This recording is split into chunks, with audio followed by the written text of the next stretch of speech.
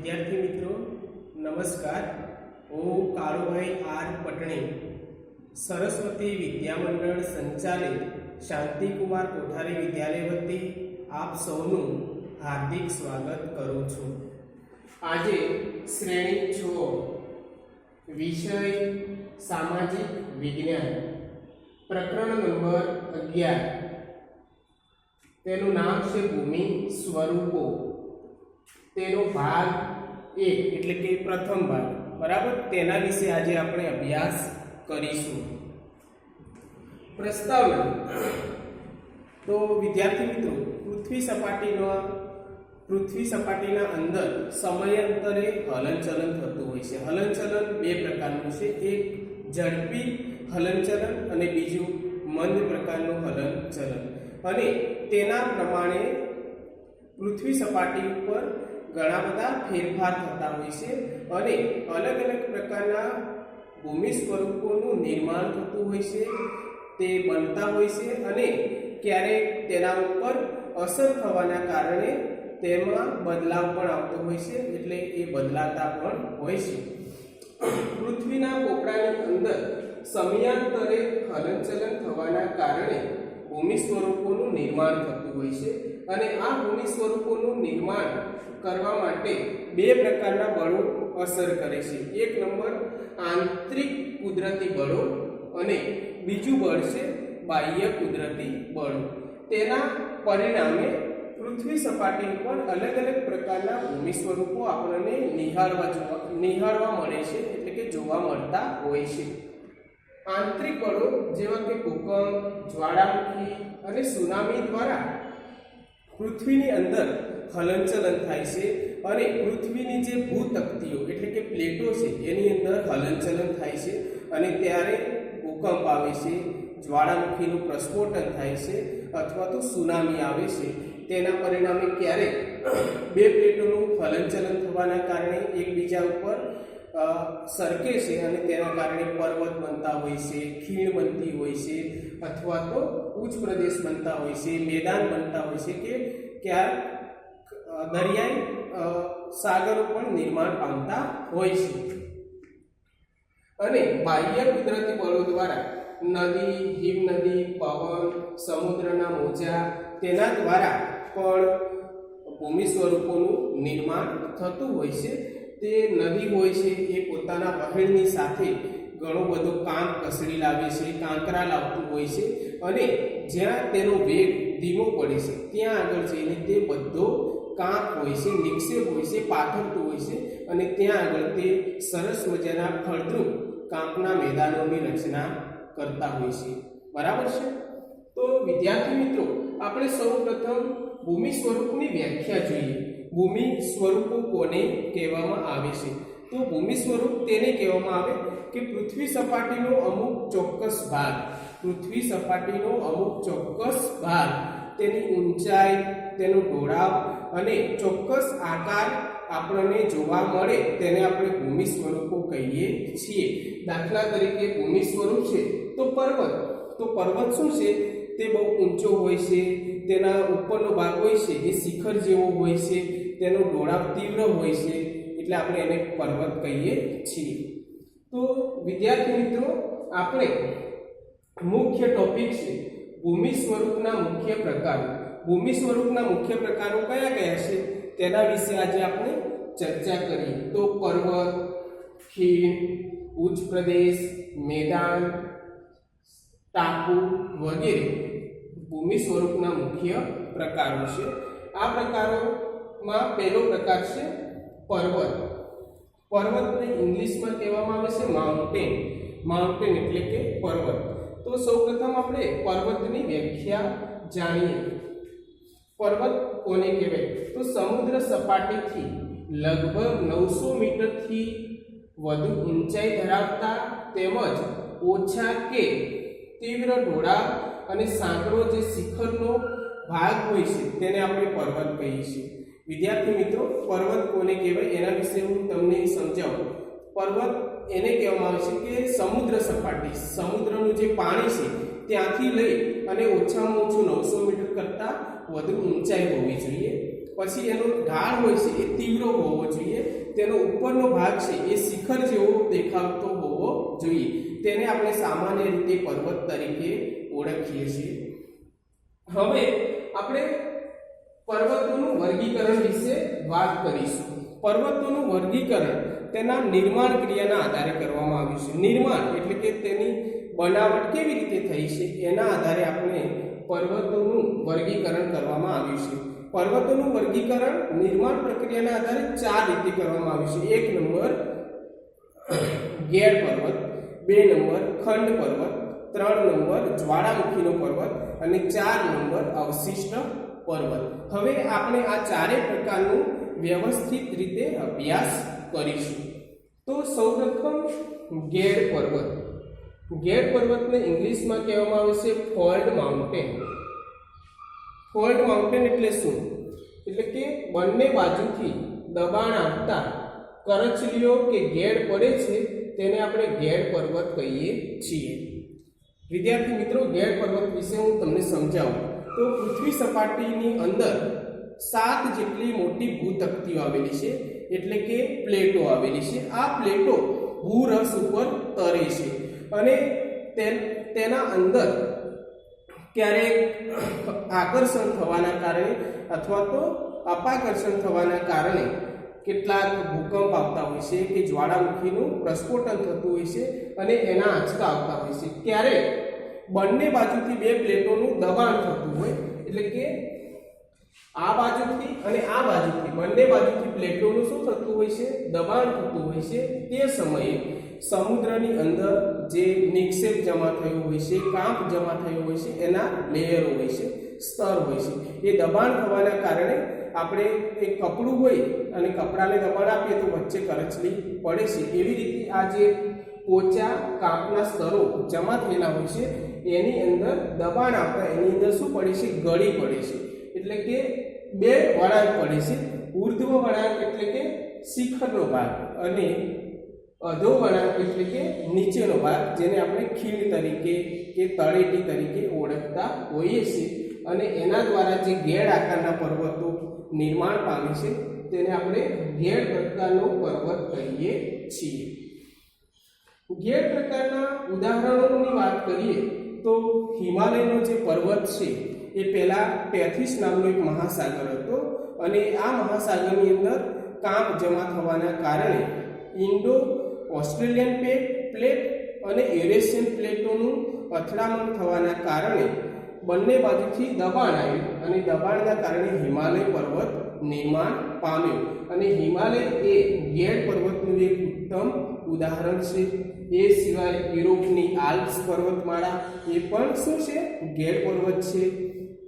એન્ડીઝ પર્વતમાળા, રોકીઝ પર્વતમાળા એ ગેડ પર્વતના ઉદાહરણો છે. ત્યાર પછી આપણે પર્વતનો બીજો પ્રકાર ખંડ પર્વત વિશે અભ્યાસ કરીશું. ખંડ પર્વત એટલે કે બ્લોક માઉન્ટેન. ખંડ એટલે કે એક ભાગ. ખંડ એટલે શું? એક ભાગ. ભૂગર્ભિક બળોના લીધે 2 ભૂમિ સ્તરો પર ખેંચાણ બળ લાગે છે. ભૂગર્ભિક બળ એટલે ભૂગર્ભની અંદરના જે બળ ઉત્પન્ન થાય છે એના કારણે શું થાય છે? ખેંચાણ બળ લાગે છે અથવા તો આકર્ષણ બળ લાગે છે. ત્યારે તેમાં તિરાડ કે ફાટ પડે છે. આથી આજુબાજુનો ભાગ હોય છે એ બેસી જાય છે અને વચ્ચેનો ભાગ હોય છે એ સ્થિર રહે છે. તેને ખંડ પર્વત આપણે કહીએ છીએ. અહીંયા આકૃતિમાં આપણે એને વિસ્તારપૂર્વક સમજીએ.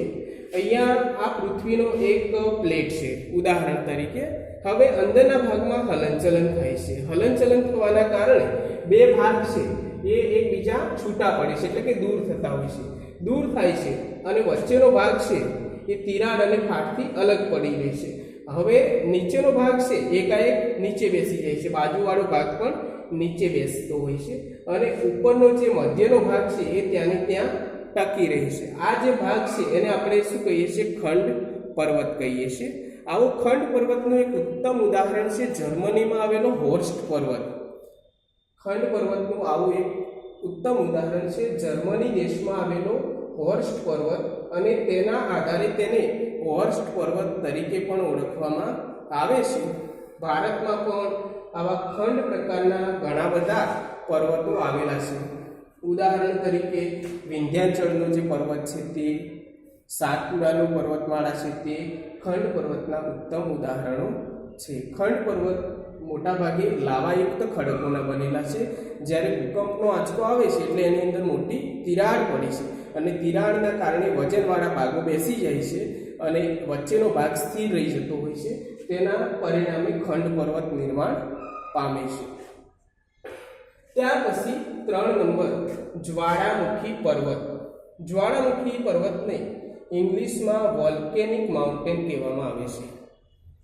તો જ્વાળામુખી પર્વત કેવી રીતે નિર્માણ પામે છે તેના વિશે આપણે વાત કરી તો જ્વાળામુખી પર્વત એવી રીતે બનતો હોય છે કે પૃથ્વીના પેટાળની અંદર વરાળ, ગરમી અને લાવારસ એટલે કે ભૂરસ ઉત્પન્ન થાય છે.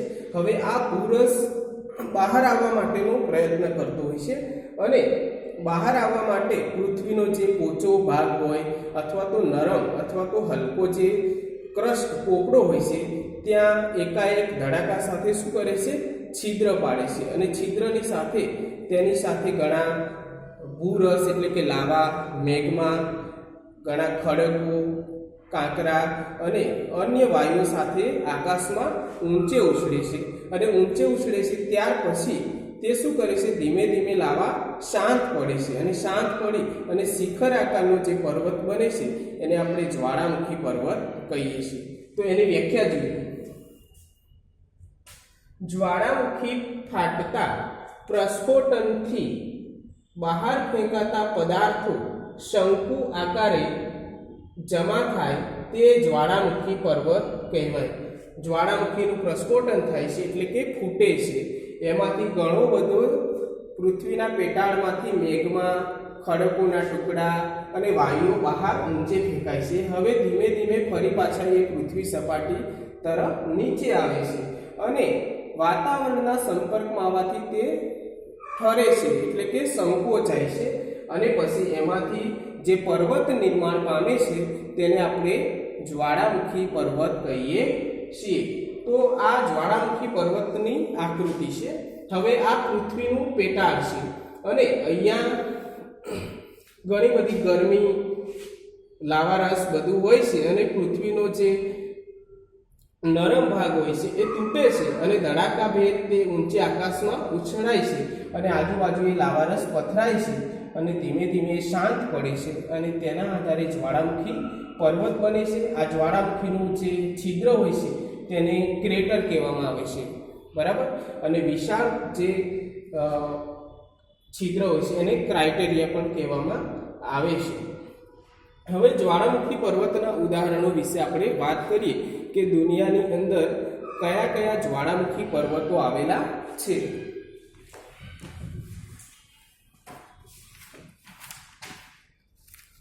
તો ઇટાલીનો વિસુવિયસ પર્વત, જ્વાળામુખીનો ઇટાલીનો વિસુવિયસ પર્વત, ઇક્વેડરનો કોટોપાક્સીનો પર્વત, જાપાનનો ફ્યુજીયામા અને ભારતનો અંદમાન ટાપુમાં આવેલો બેરન જ્વાળામુખી પર્વત.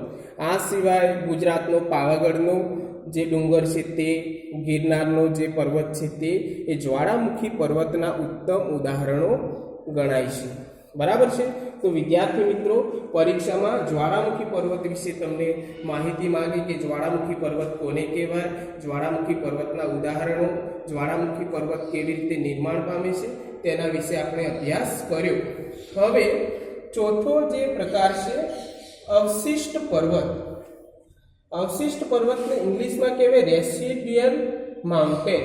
રેસિડ્યુઅલ માઉન્ટેન એટલે કે બહુ જૂના સમયનો પર્વત હોય અને ઘસાઈને તે બહુ નાનો બની ગયો હોય એને આપણે અવશિષ્ટ પર્વત કહેતા હોઈએ છીએ. ઘસારાના કુદરતી બળો સામે ટકી રહેતા શેષ ભાગોમાં અવશિષ્ટ પર્વત બને છે. વિદ્યાર્થી મિત્રો, આપણે સૌ જાણીએ છીએ કે પૃથ્વી સપાટી પર બાહ્ય બળો હંમેશા માટે સતત અસર કરતા હોય છે. તાપમાન છે, ભેજ છે, વરસાદ છે, એ સિવાય પવન છે, સમુદ્રના મોજા છે, એ શું કરે છે, તેના ઉપર કાયમી માટે અસર કરે છે અને તેના દ્વારા શું થાય છે, તેના ઉપર તાપમાન વધે, પછી એનું ખવાણ થાય, ખવાણ થાય પછી એનું ધોવાણ થાય, ધોવાણ થયા પછી એનું નિક્ષેપણ થતું હોય છે અને એના દ્વારા જે ભાગ હોય છે પર્વતનો તે ધીમે ધીમે એકદમ ઘસાઈને નાનો બની જતો હોય છે અને તેના કારણે જે અમુક ભાગ બચે છે એ ભાગને આપણે અવશિષ્ટ પર્વત તરીકે ઓળખતા હોઈએ છીએ. તો હજારો વર્ષ સુધી તેના ઉપર તાપમાન, ભેજ અને વરસાદ અસર કરે છે અને ખડકો પોચા બને છે અને તે પાણી સાથે વહી જાય છે અને નક્કર ખડકમાંથી બનેલો અમુક ભાગ હોય છે એ ટકી રહે છે અને ભૂમિખંડ તરીકે ટકી રહે છે, તેને જ અવશિષ્ટ પર્વત આપણે કહીએ છીએ. ભારતમાં અરવલ્લી, નીલગિરી, પારસનાથ, રાજમહલ, પૂર્વઘાટ અવશિષ્ટ પર્વતના ઉત્તમ અને જાણીતા ઉદાહરણો છે. વિદ્યાર્થી મિત્રો, પરીક્ષામાં તમને એવું પૂછવામાં આવે કે અવશિષ્ટ પર્વત વિશે ટૂંક નોંધ લખો, તો તમારે અવશિષ્ટ પર્વત વિશે સારી રીતે લખવાનું અને તેના ઉદાહરણો પણ લખવાના. આપણે દાખલા તરીકે તમે રાજસ્થાન જાઓ તો ઉદયપુરથી શરૂ થાય છે તો છેક દિલ્હી સુધી જે અરવલ્લીની પર્વતમાળા છે એ અવશિષ્ટ પર્વતનું એક ઉત્તમ ઉદાહરણ છે. હવે પર્વતોનું મહત્વ સમજવાનું છે. મુખ્ય ટોપિક કયો છે? પર્વતોનું મહત્વ.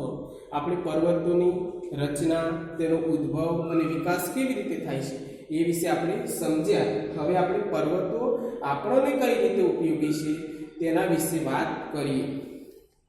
1 નંબર, પર્વતો દેશ કે પ્રદેશની સીમા, સરહદ અને કુદરતી દિવાલ સમાન છે.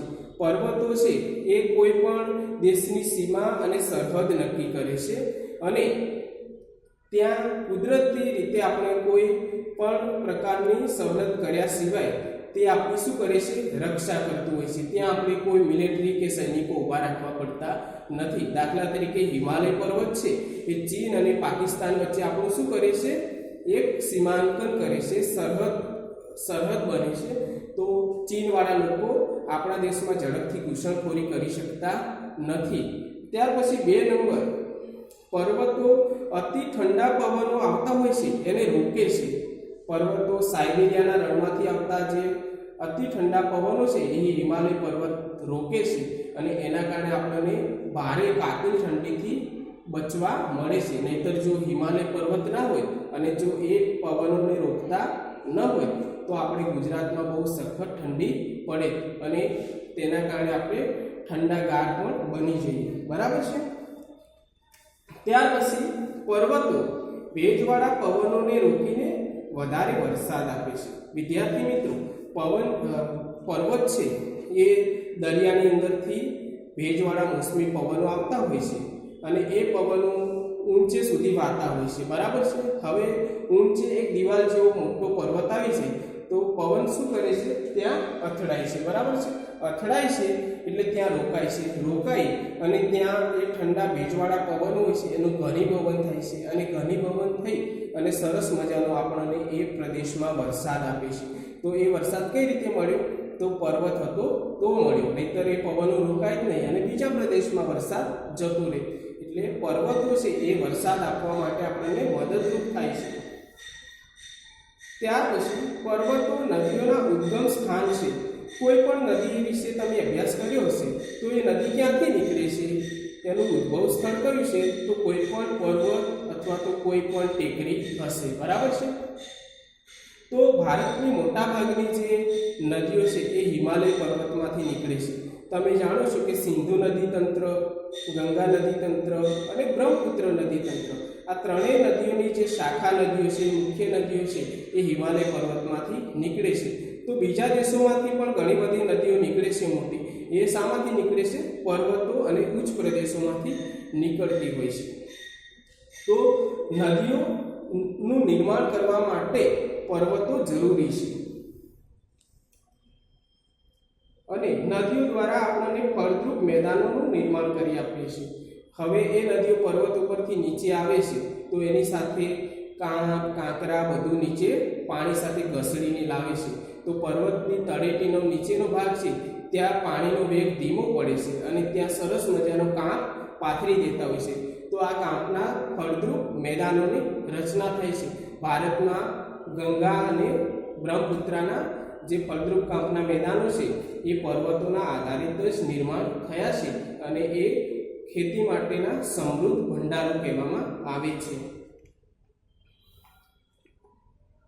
વધુ વરસાદવાળા ઊંચા હિમાચ્છાદિત પ્રદેશમાંથી બારેમાસ વહેતી નદીઓ જળભંડારનું કામ કરે છે અને જે ઊંચા પર્વતો પરથી નદીઓ નીકળે છે એ બારમાસી નદીઓ હોય છે. એ પોતાના દેશને કાયમના માટે પીવાનું પાણી અને જળ ભંડાર પૂરો પાડે છે. ત્યાર પછી પર્વત જળ વિદ્યુત ઉત્પન્ન કરવા માટે જરૂરી છે. પર્વત ઉપરથી ઝરણું કે નદી અથવા તો એનો ધોધ પડતો હોય અને નીચે આપણે ટર્બાઇન નામનું યંત્ર ગોઠવીએ. હવે એ ધોધ છે એ ટર્બાઇનના પાંખિયા ઉપર પડે તો પાંખિયું શું કરે છે? ગોળ ગોળ ફરે છે અને ગોળ ફરે તો એની ગતિ શું થાય છે? વધે છે. ગતિ વધે તો વિદ્યુત ચુંબકીય ઉર્જા ઉત્પન્ન થાય અને એમાંથી વિદ્યુત ઉત્પન્ન કરવા માટે પણ પર્વત ઘણા ઉપયોગી છે. આ ઉપરાંત પર્વતો જંગલ સંપત્તિ માટે ઘણા ઉપયોગી છે. કોઈ પણ દેશની મોટા ભાગના જંગલો હોય છે એ પર્વત ઉપર અને પર્વતની તળેટીમાં હોય છે. એટલે કોઈ પણ પ્રકારની ઔષધિઓ હોય, કોઈ પણ પ્રકારના સારા લાકડાવાળા જંગલો હોય છે તો એ ક્યાં મળી આવે છે? પર્વતની આજુબાજુના પ્રદેશમાંથી. ખનિજ સંપત્તિ, ધાતુકીય ખનિજો હોય, અધાતુકીય ખનિજ હોય, ઈંધણ હોય કે બળતણ હોય, એ બધું ખનિજ પણ આપણને મોટા ભાગે જે પર્વત હોય છે ત્યાંથી મળી આવે છે. દાખલા તરીકે હીરો છે કે કોલસા છે એ મોટા ભાગે જે જ્વાળામુખી દ્વારા જે પર્વતનું નિર્માણ પામ્યા છે તેની આજુબાજુના વિસ્તારમાંથી હીરા છે, માણેક છે, કોલસા છે એ મળી આવતા હોય છે. કારણ શું હોય છે કે આજુબાજુ વનસ્પતિના જંગલો હોય, જ્વાળામુખી પ્રસ્ફોટન થાય તો આજુબાજુનો બધો પ્રદેશ એના નીચે દટાઈ જતો હોય છે અને પછી સમયાંતરે એના ઉપર વિઘટન થાય અને વિઘટન થઈ અને પછી એ કુદરતી રીતે ખનિજમાં નિર્માણ પામતું હોય છે. તો પર્વતો છે એ ખનિજના ચોક્કસ સારામાં સારા ભંડારો છે. આ સિવાય પ્રાણી સંપત્તિના પણ ભંડારો છે. પર્વતો છે એ ઘણા બધા પ્રાણી સંપત્તિના શું છે? ભંડાર છે. ત્યાં વન્ય પ્રાણીઓનો રહેવા માટેની એક સારામાં સારી જગ્યા બની રહી છે. સારા રાષ્ટ્રીય અભયારણ્યો, રાષ્ટ્રીય ઉદ્યાનોનો વિકાસ પણ ક્યાં થતો હોય છે? પર્વતની આજુબાજુ. પ્રવાસન ઉદ્યોગ, મોટા ભાગના લોકો છે એ પર્વત અથવા તો ટેકરાળ વિસ્તારમાં જવાનું વિચારતા હોય છે એટલે પ્રવાસ પણ સારામાં સારો વિકાસ પામે છે. ચલચિત્ર ઉદ્યોગ, કોઈ પણ પ્રકારનું આપણે ફિલ્મનું શૂટિંગ બનાવવું હોય તો મોટા ભાગના ફિલ્મોમાં આપણે જોઈએ તો કુદરતી સૌંદર્ય પર્વત તરીકે જ આપણને લીધેલો હોય છે. એટલે ચલચિત્ર ઉદ્યોગમાં પણ પર્વતોનું ઘણું મહત્વ છે. તથા પર્વતારોહકો એટલે કે પર્વતોનું ચઢાણ, જે પર્વતોના શિખર ઉપર ચડે છે એની હરીફાઈ પણ ક્યાં થતી હોય છે? પર્વતોના ઉપર. એટલે પર્વતોનું મહત્વ ત્યાં પણ આપણને દેખાય છે. વિશ્વની કુલ વસ્તીના 10મા ભાગની વસ્તી પર્વતો અને તેની તળેટીમાં રહેતા હોય છે. વિશ્વમાં જે કુલ 7 અબજ વસ્તી છે એમાંથી 10% વસ્તી તો મોટા ભાગના વિશ્વના જે પર્વતવાળા વિસ્તારો છે ત્યાં વસવાટ કરતી હોય છે. અને વિશ્વના શ્રેષ્ઠ શહેરો છે એ પણ પર્વતો ઉપર વિકસિત બન્યા છે. તમને એક ઉદાહરણ આપું કે મેક્સિકો શહેર છે, બગોટા શહેર છે એ લગભગ 2500 મીટર ઊંચાઈ ઉપર આવેલા મોટા વિકસિત શહેરો છે. હવે હું અહીંયા તમને માહિતી આપું. એક કોષ્ટક આપેલું છે, ક્રમ, વિકસિત શહેર, દેશ અને ઊંચાઈ. કયું શહેર કેટલી ઊંચાઈ પર આવેલું છે અને એનો વિકસિત ક્રમ કયા નંબરનો છે? તો 1 નંબર મેક્સિકો શહેર. દેશ મેક્સિકોની અંદર આવેલું છે અને એ પર્વત ઉપર આવેલું છે. પૃથ્વી દરિયાઈ સપાટીથી 2300 મીટર ઊંચાઈ ઉપર વિકસિત થયેલું શહેર છે. બીજા નંબર ક્વિટો, જે ઇક્વેડોર દેશમાં આવેલું છે. એ 2386 મીટરની ઊંચાઈ ઉપર વિકસિત બન્યું છે. 3 નંબર બગોટા, જે કોલંબિયા દેશમાં આવેલું છે, જેની 2625 મીટર ઊંચાઈ ઉપર વિકસિત બન્યું છે.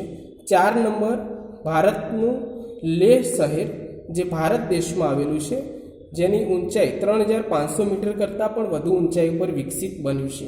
ત્યાર પછી 5 નંબર લાસા શહેર, જે તિબેટ ચીનની અંદર આવેલું છે, 3520 મીટરની ઊંચાઈ ઉપર આવેલું છે. 6 નંબર લાપાજ, જે બોલેવિયા દેશમાં આવેલું છે, જે 3640 મીટરની ઊંચાઈ ઉપર વિકસિત બનેલા વિશ્વના આ મહાન શહેરો છે, જે પર્વતો ઉપર અત્યારે હાલમાં પણ અસ્તિત્વ ધરાવે છે. વિદ્યાર્થી મિત્રો, ભાગ 1ની અંદર આપણે પર્વતો વિશે માહિતી મેળવી. હવે આપણે એનું થોડું પુનરાવર્તન કરી લઈએ, એટલે કે સારાંશ તેનો જોઈ લઈએ.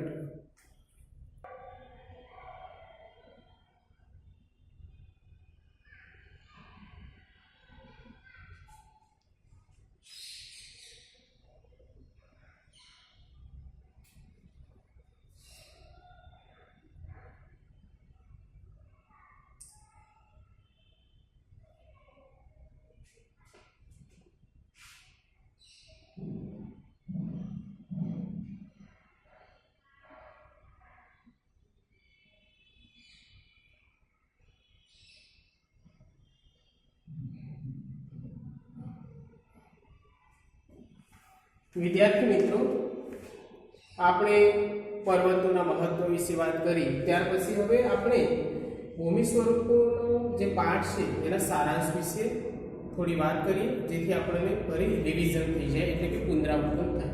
તો સૌપ્રથમ આપણે ભૂમિ સ્વરૂપોની પ્રસ્તાવના જોઈ. પ્રસ્તાવનાની અંદર આપણે વાત કરી કે પૃથ્વીના પેટાળનું હલનચલન કેવી રીતે થાય છે, બરાબર છે.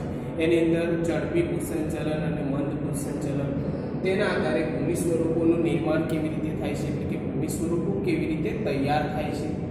ત્યાર પછી આપણે ભૂમિ સ્વરૂપની વ્યાખ્યા જોઈ કે પૃથ્વી સપાટીનો અમુક ચોક્કસ ભાગ ઊંચાઈ, ઢોળાવ અને આકાર પ્રાપ્ત કરે તેને ભૂમિ સ્વરૂપ કહેવામાં આવે છે, બરાબર છે. તો આ વ્યાખ્યા તમે યાદ કરી લેજો. ત્યાર પછી આપણે મુખ્ય ટોપિક ભૂમિ સ્વરૂપના મુખ્ય પ્રકારો વિશે વાત કરી. એની અંદર ભૂમિ સ્વરૂપના મુખ્ય પ્રકારોમાં પર્વત છે, ખીણ, ઉચ્ચ પ્રદેશ, મેદાન, ટાપુ વગેરે આપણે આકૃતિમાં જોયા. ત્યાર પછી આપણે વિગતવાર માહિતી પર્વતની મેળવી. શાની? પર્વતની. તો પર્વતની અંદર આપણે તેનું વર્ગીકરણ નિર્માણ પ્રક્રિયાના આધારે 4 રીતે જોયું.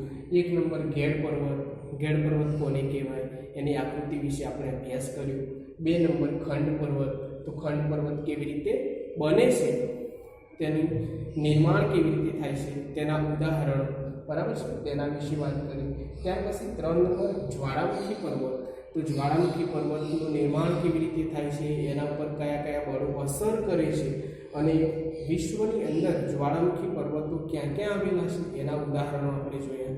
ત્યાર પછી આપણે 4 નંબર અવશિષ્ટ પર્વત, એટલે કે ઘસારાત્મક પર્વત, એના વિશે આપણે માહિતી મેળવી, તેના ઉદાહરણો વિશે વાત કરી. અને છેલ્લો ટોપિક પર્વતોનું મહત્વ. તો પર્વતોના મહત્વ વિશે આપણે માહિતી મેળવી. હવે આપણે આ ભૂમિ સ્વરૂપોનો જે પ્રથમ ભાગ છે એ અહીંયા સુધી રાખીએ છીએ. હવે આપણે આ ભાગનું ગૃહ કાર્ય વિશે માહિતી હું આપી દઉં. તો તમે ગૃહ કાર્ય પણ સારી રીતે તમારા વિષયના ચોપડામાં લખી અને પોતાની શાળામાં પોતાના વિષય શિક્ષકને ઝડપથી બતાવશો એવી હું આશા રાખું છું. તો હવે ઝડપથી તમે ગૃહ કાર્ય લખી લો.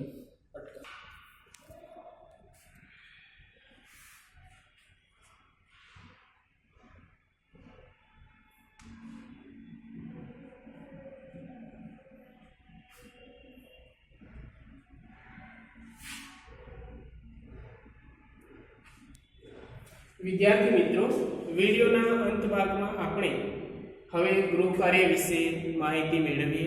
તો વિદ્યાર્થી મિત્રો, તમે સૌએ આ ગૃહ કાર્ય ફરજિયાત કરવાનું છે.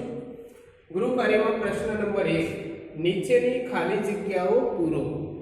અહીંયા મેં 3 ખાલી જગ્યાઓ આપી છે. 1 નંબર પૃથ્વી સપાટીનો આશરે ખાલી જગ્યા ટકા વિસ્તારમાં પર્વતો આવેલા છે, તો એના ટકા લખવાના.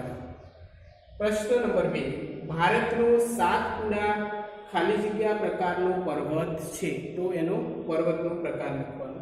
3 નંબર નિર્માણ ક્રિયાના આધારે પર્વતોને ખાલી જગ્યા વિભાગમાં વહેંચવામાં આવ્યા છે, કેટલા વિભાગમાં વહેંચવામાં આવ્યા છે તે લખવાનું. ત્યાર પછી મુખ્ય પ્રશ્ન નંબર 2, નીચેના પ્રશ્નોના જવાબ લખો. 1 નંબર, ભૂમિ સ્વરૂપ કોને કહેવાય તેની વ્યાખ્યા લખવાની છે.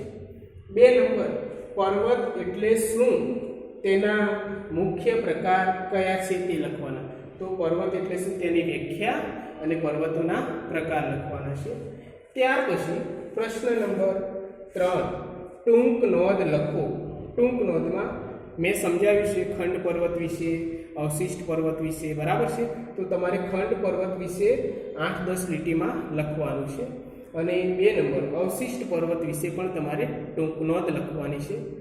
છેલ્લો પ્રશ્ન નંબર 4, સવિસ્તાર જવાબ લખો. તો એમાં પ્રશ્ન નંબર 1, પર્વતોનું મહત્વ સમજાવો. તો તમારે મેં વિડીયોના અંત ભાગમાં પર્વતોનું મહત્વ ડિટેલમાં સમજાવ્યું છે, તે તમારે સૌએ જોઈ સાંભળી અને પર્વતોનું મહત્વ વિગતવાર લખવાનું છે. તો અસ્તુ વિદ્યાર્થી મિત્રો, અહીંયા આપણે આ વિડીયો રોકીએ છીએ.